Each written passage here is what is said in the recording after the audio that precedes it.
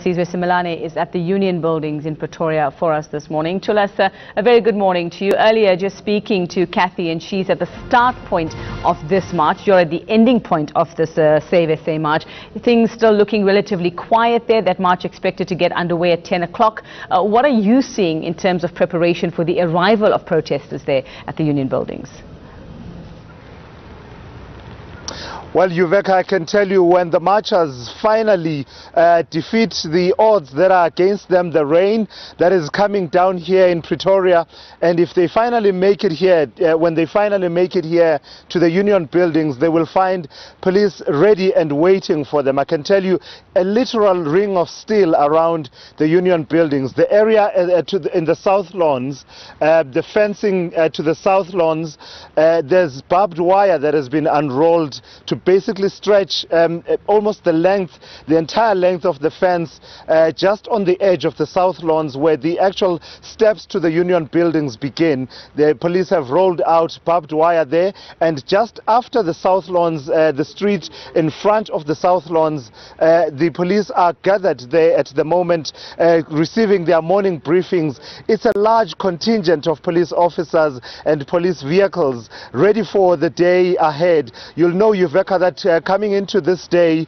there was a statement issued by the presidency last night. The presidency basically saying that the presidency is not opposed to a march to Union Buildings, basically dispelling any myths that there was opposition from the presidency.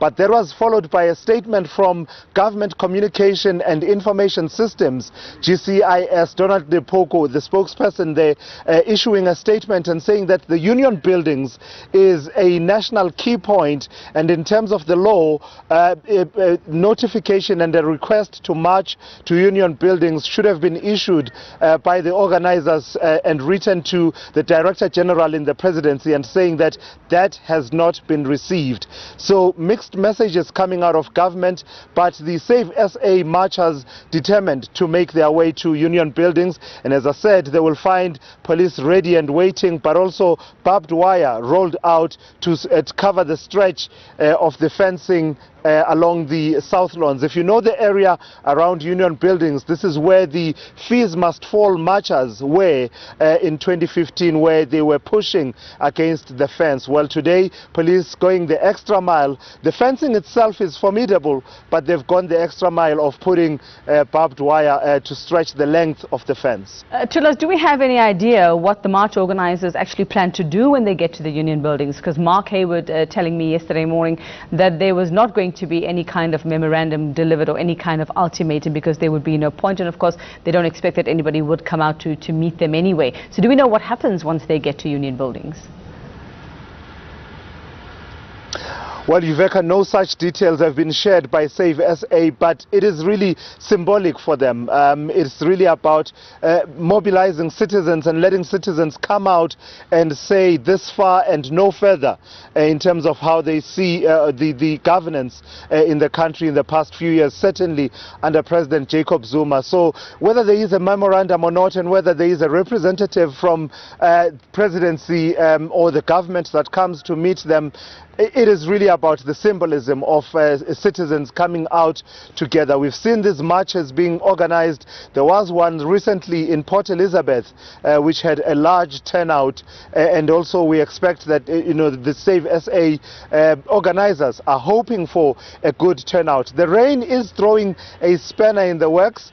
And also in terms of navigating and making your way around Pretoria, it is expected to be quite a tricky situation. We know that there was a march that had been organized by the South African Communist Party, an alliance partner of the ANC, the governing party. The march was meant to be a march from Marabastad to the National Treasury.